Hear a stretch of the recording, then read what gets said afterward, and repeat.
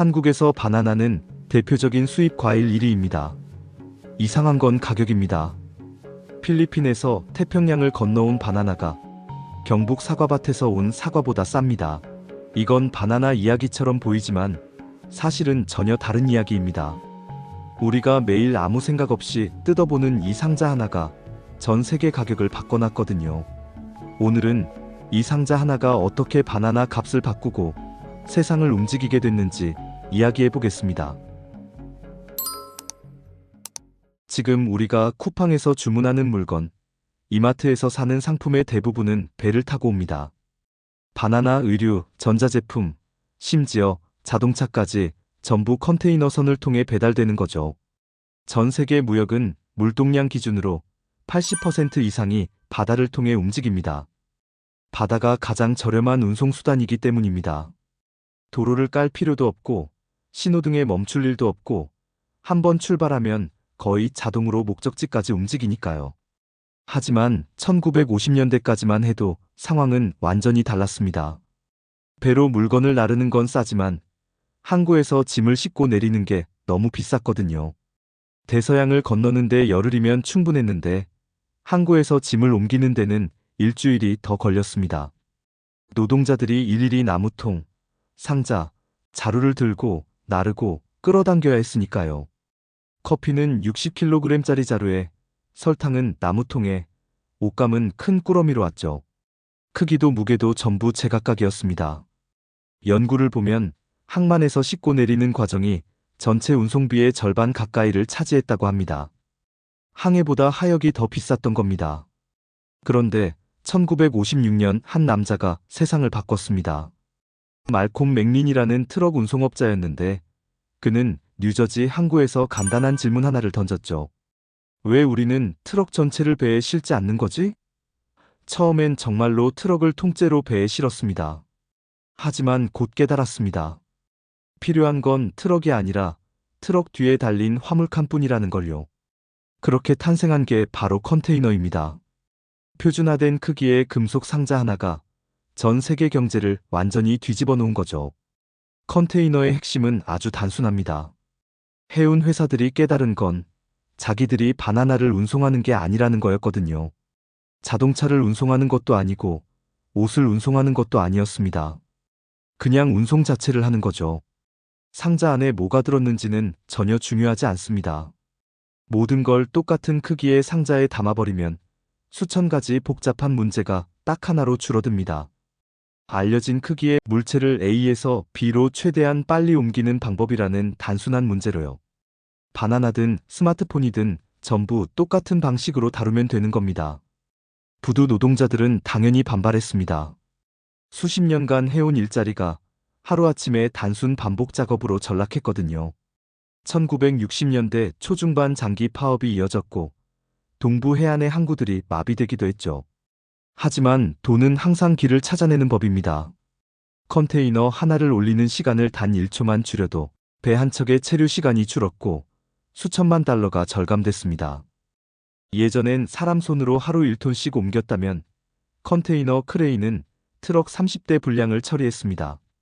30배나 빨라진 거죠.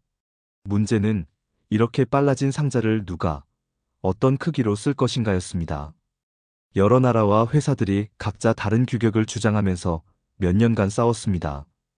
결국 국제표준화기구가 나서서 20피트와 40피트 컨테이너를 세계 표준으로 만들었죠. 이 상자 하나 때문에 도시가 망했고 나라가 바뀌었습니다.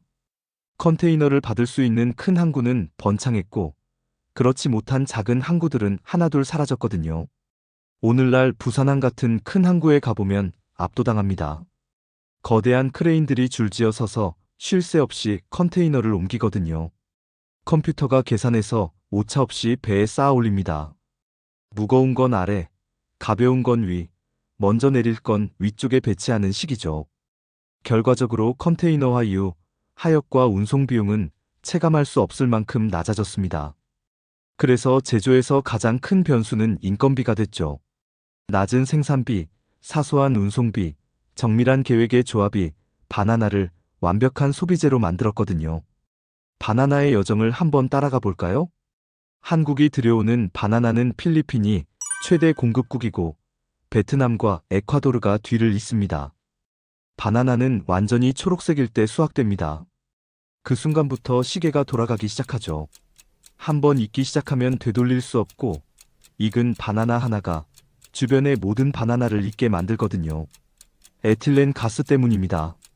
그래서 모든 과정이 정밀하게 계획됩니다. 흠집 있는 바나나는 현지에서 팔리고 나머지는 리퍼라는 특수 컨테이너에 담깁니다. 운송 중에는 섭씨 13도에서 14도를 유지하죠. 1도 차이로 바나나가 상할 수 있거든요. 컨테이너는 밀봉되고 목적지까지 절대 열리지 않습니다. 이런 조건에서 2주에서 3주 안팎까지 품질을 지킬 수 있죠. 배는 천천히 움직입니다. 연료를 아끼기 위해서죠. 필리핀에서 부산까지는 대략 일주일에서 10일 정도가 걸립니다. 도착하면 바나나는 연한 녹색 단계죠. 숙성실로 옮겨져서 에틸렌 가스를 뿌리고 하루 이틀이면 마트로 배송될 준비가 끝납니다. 배송 중에 점점 익어가고 우리가 마침내 국산 과일보다 훨씬 싸게 사는 겁니다. 컨테이너는 가격만 바꾼 게 아니라 지도 자체를 바꿨습니다. 1980년대만 해도 작은 해안 도시에도 항구가 있었지만 지금은 몇 개의 거대 항구만 살아남았습니다. 부산, 상하이, 싱가포르, 로테르담. 작은 항구들은 경쟁할 수가 없거든요. 큰 배가 운송비를 낮추고 낮은 운송비가 더 많은 화물을 끌어들이고 더 많은 화물이 더 큰 배를 만드는 선순환이 돌아간 겁니다. 운항 스케줄이 너무나 정확해서 공장들은 재고를 쌓아둘 필요가 없어졌습니다. 필요한 만큼만 생산하면 되죠. 배가 언제 도착할지 정확히 알고 있으니까요. 이걸 저스트 인타임 시스템이라고 하는데 도요타가 개발한 방식입니다. 창고에 부품을 쌓아두지 않고 필요한 순간에 딱 맞춰 도착하게 만드는 거죠. 쿠팡 로켓 배송이 내일 도착을 약속할 수 있는 것도 결국 이 시스템 덕분입니다. 물류센터의 재고를 최소화하고 정확한 시간에 정확한 양만 움직이는 거거든요. 컨테이너 시스템은 세계를 하나로 연결했습니다. 필리핀의 바나나가 서울마트에서 국산 사과보다 싸게 팔리는 기적을 만들었죠. 모든 게 연결된 세계입니다. 중국 항구의 문제가 한국 마트의 선반을 비우고 태평양 너머 공장의 생산이 쿠팡 배송에 영향을 줍니다. 효율적이지만 그만큼 연결돼 있다는 뜻이기도 하죠. 지금 이 순간에도 바다 위에선 수많은 상선이 움직이고 부산항 같은 항구에서는 분 단위로 컨테이너가 옮겨지고 있습니다. 다음번 쿠팡에서 주문할 때 이마트에서 바나나를 집어들 때 한번 생각해 보십시오. 이 노란 과일 하나, 이 택배 상자 하나에는 수천 킬로미터의 항해와 50년간 최적화된 글로벌 물류 시스템이 담겨 있습니다. 바나나가 싼 이유는 바나나 자체가 아니라 금속 상자 때문입니다. 표준화된 상자 하나가 운송비를 무너뜨렸고 그게 우리 식탁의 가격을 바꿨죠. 국산보다 싼 수입 바나나 하나가 사실은 현대 문명의 총체인 셈입니다. 놀랍기도 하고 조금은 신기하기도 한 이야기죠. 여러분은 오늘 어떤 상자를 하나 떠올리셨나요? 댓글로 남겨주세요. 세계의 이면 계속 다룹니다.